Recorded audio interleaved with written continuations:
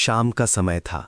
सूरज ढल चुका था और सड़क पर हल्की हल्की रोशनी फैल रही थी। रामकिशन अपनी पुरानी साइकिल से घर लौट रहा था।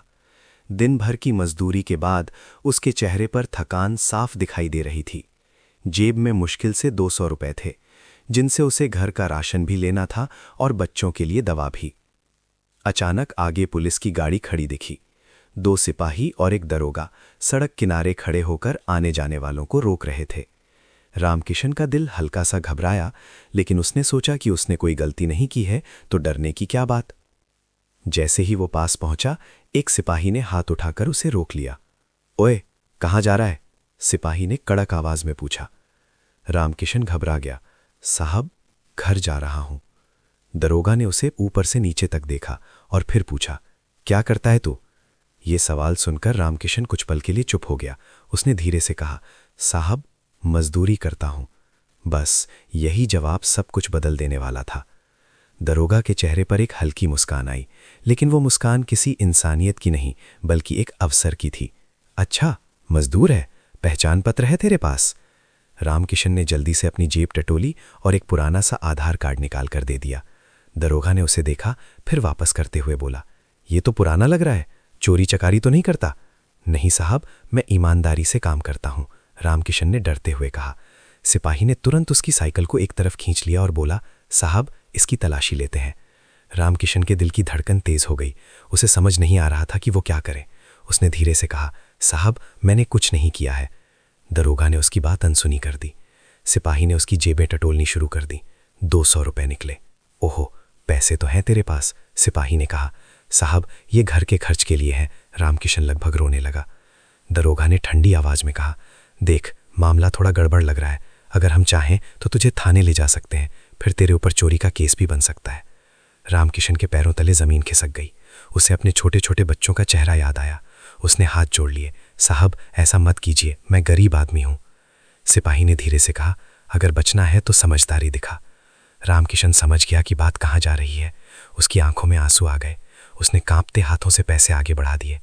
दरोगा ने पैसे लेकर जेब में रख लिए और बोला, चल निकल यहां से और आगे से संभल कर रहना।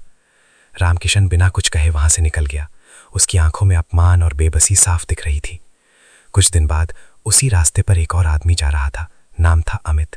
वो साफ सुथरे कपड़े पहने हुआ था और आत्मविश्वास से भरा हुआ लग रहा था। पुलिस ने उसे भी रोका। क्या करते हो? दरोगा ने वही सवाल दोहराया। अमित ने बिना हिचकिचाए कहा, मैं वकील हूं। बस माहौल तुरंत बदल गया। दरोगा का चेहरा नरम पड़ गया। ओह, वकील साहब, कहाँ प्रैक्टिस करते हैं? जिला कोर्ट में, अमित ने शांत स्वर में कहा। सिपाही तुरंत सीधा खड़ा हो गया। साहब, जाने दीजिए इन्हें। दरोगा ने मुस्कुराते हुए कहा, जी जी, आप जाइए और कोई दिक्कत हो तो बताइएगा। अमित ने हल्की सी मुस्कान दी और आगे बढ़ गया। ये सब रामकिशन ने दूर खड़े होकर देखा। वो उस दिन फिर मजदूरी के बाद घर लौट रहा था। उसके मन में सवालों का तूफान उठ गया। क्या सिर्फ एक शब्द वकील इतना फर्क डाल देता है? क्या गरीब होना ही गुनाह है? उस रात वो सो नहीं पाया। उसे बार बार वही दृश्य याद आता रहा। एक तरफ वो खुद, जिसे बिना गलती के अपमानित किया गया, और दूसरी तरफ वही पुलिस जो एक शब्द सुनकर झुक गई। अगले दिन रामकिशन अपने दोस्त श्याम के पास गया, जो थोड़ा पढ़ा लिखा था। श्याम, अगर मैं भी कह दूं कि मैं वकील हूं तो क्या पुलिस मुझसे डर जाएगी? उसने पूछा। श्याम ने गंभीर होकर कहा, डर नहीं, लेकिन तुझे अपने हक पता होने चाहिए। सिर्फ नाम से नहीं, ज्ञान से ताकत आती है। रामकिशन ने पहली बार इस बात को गहराई से समझा। उसने तय किया कि वो अपने अधिकारों के बारे में सीखेगा। उसने धीरे धीरे कानून की छोटी छोटी बातें समझनी शुरू की, जैसे कि बिना कारण तलाशी नहीं ली जा सकती, बिना सबूत की किसी को गिरफ्तार नहीं किया जा सकता। कुछ हफ्तों बाद वही पुलिस फिर उसी जगह खड़ी थी। रामकिशन फिर उस रास्ते से गुजर रहा था। इस बार भी उसे रोका गया। क्या करता है? दरोगा ने पूछा। रामकिशन ने शांत लेकिन दृढ़ आवाज में कहा, मैं मजदूर हूं, लेकिन मुझे अपने अधिकार पता है। अगर आपने बिना कारण मुझे रोका है तो कृपया कारण बताइए, और तलाशी लेनी है तो पहले लिखित कारण दीजिए। दरोगा एक पल के लिए चौंक गया। उसने सिपाही की तरफ देखा। सिपाही ने धीरे से कहा, साहब, जाने दीजिए। दरोगा ने बिना गए हाथ हटा लिया। रामकिशन आगे बढ़ गया, लेकिन इस बार उसके कदमों में डर नहीं, आत्मविश्वास था। उसने समझ लिया था कि फर्क सिर्फ वकील कहने से नहीं पड़ता, बल्कि अपने अधिकारों को जानने और उन्हें सही तरीके से इस्तेमाल करने से पड़ता है। उस दिन के बाद रामकिशन ने अपने गांव के लोगों को भी उनके अधिकारों के बारे में बताना शुरू किया। धीरे धीरे लोग जागरूक होने लगे। अब वही सड़क थी, वही पुलिस थी, बदल जाते हैं तो व्यवस्था को भी बदलना ही पड़ता है। रामकिशन के अंदर जो बदलाव आया था वो सिर्फ उसके चेहरे पर नहीं, उसके पूरे व्यक्तित्व में दिखने लगा था। पहले जहां वो पुलिस की वर्दी देखकर रास्ता बदल लेता था, अब वो सीधा चलता था, डर के बिना लेकिन सम्मान के साथ। गांव के चौपाल पर अब अक्सर लोग उसके पास बैठ जाते। कोई पूछता, अगर पुलिस बिना वजह पकड़ ले तो क्या करें? कोई कहता, अगर पैसे मांगे तो क्या करें? रामकिशन धीरे धीरे सबको समझाने लगा, डरना नहीं है, लेकिन लड़ना भी समझदारी से है। आवाज उठानी है, पर कानून के दायरे में रहकर। एक दिन गांव में एक घटना हुई जिसने सब कुछ बदल दिया। रात के करीब 9 बजे शाम का छोटा भाई मोहन खेत से लौट रहा था।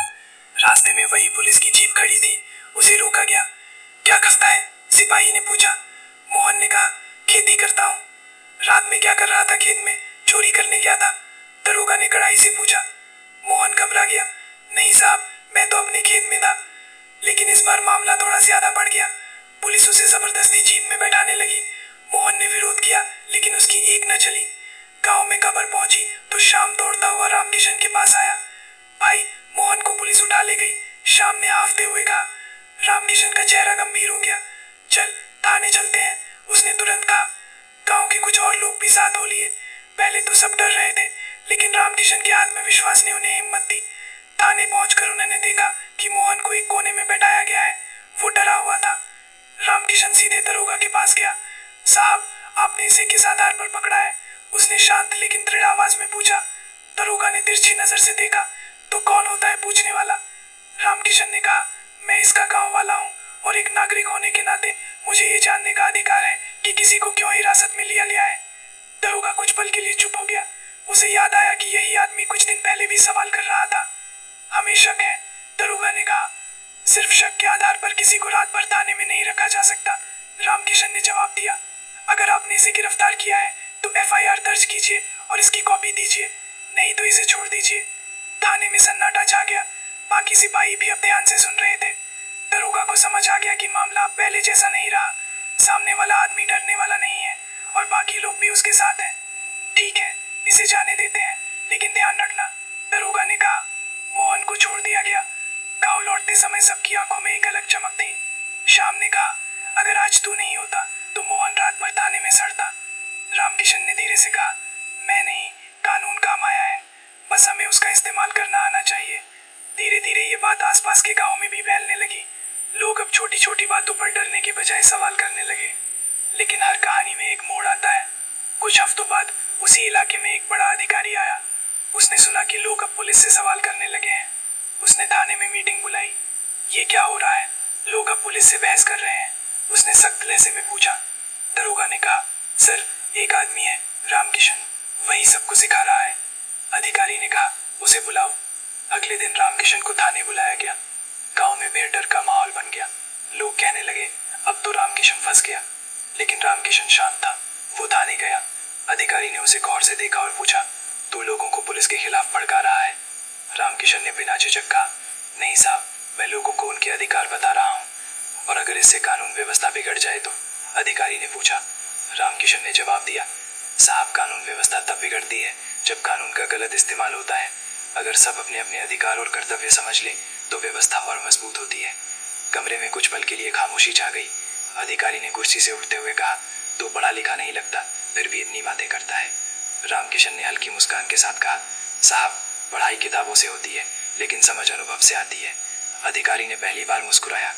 ठीक है, उसने कहा, अगर तू सच में लोगों को सही रास्ता दिखा रहा है तो ये अच्छी बात है, लेकिन ध्यान रखना, गलत दिशा में मत जाना। रामकिशन ने सिर हिलाया। जी साहब। उस दिन के बाद कुछ बदल गया। पुलिस भी अब थोड़ा सावधान रहने लगी। बिना वजह किसी को रोकना, डराना, ये सब धीरे धीरे कम होने लगा। और गांव के लोग वे अब पहले जैसे नहीं रहे थे। एक दिन फिर वही सड़क, वही शाम और वही पुलिस की जीप खड़ी थी।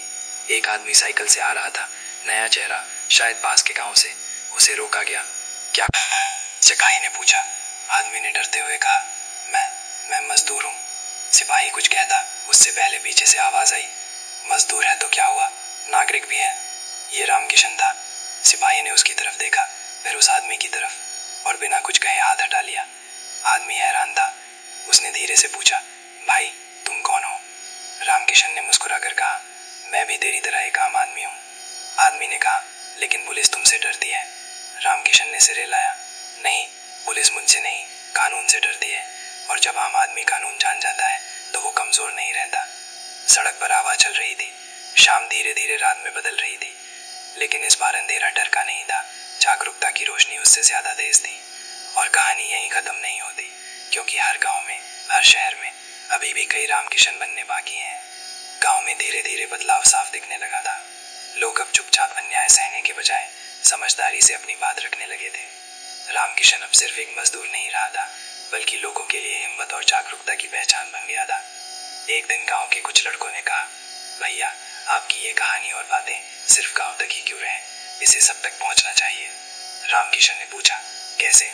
उन्होंने कहा, हम वीडियो बनाएंगे मोबाइल से, आप जो बताते हो वही रिकॉर्ड करेंगे और इंटरनेट पर डालेंगे।